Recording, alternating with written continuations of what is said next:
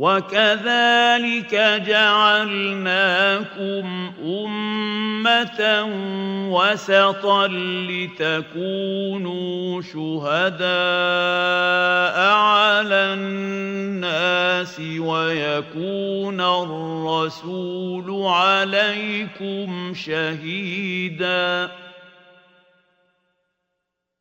وما جعلنا القبلة التي كنت عليها إلا لنعلم من يتبع الرسول ممن ينقلب على عقبيه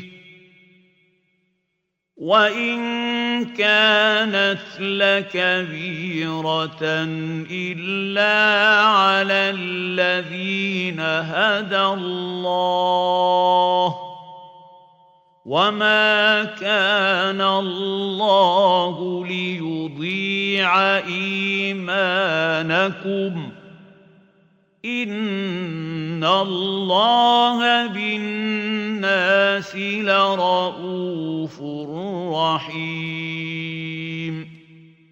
और इसी तरह हमने तुमको उम्मत मोतदिल बनाया है ताकि तुम लोगों पर गवाह बनो और पैगंबर आखिरुज़्ज़मा सल्लल्लाहु अलैहि वसल्लम तुम पर गवाह बने। और जिस किबले पर तुम पहले थे उसको हमने इसलिए मुकर्रर किया था कि मालूम करें कि कौन हमारे पैगंबर का ताबे रहता है और कौन उल्टे पांव फिर जाता है। और ये बात यानी तहवील किबला लोगों को गरा मालूम हुई, मगर जिनको अल्लाह ने हिदायत बख्शी है वो इसे गरा नहीं समझते। और अल्लाह ऐसा नहीं कि तुम्हारे ईमान को यूं ही जाया कर दे। अल्लाह तो लोगों पर बड़ा मेहरबान है, साहिब रहमत है।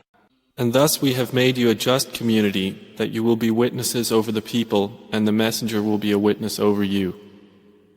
And we did not make the Qibla, which you used to face, except that we might make evident who would follow the messenger from who would turn back on his heels. And indeed it is difficult except for those whom Allah has guided. And never would Allah have caused you to lose your faith. Indeed, Allah is to the people kind and merciful.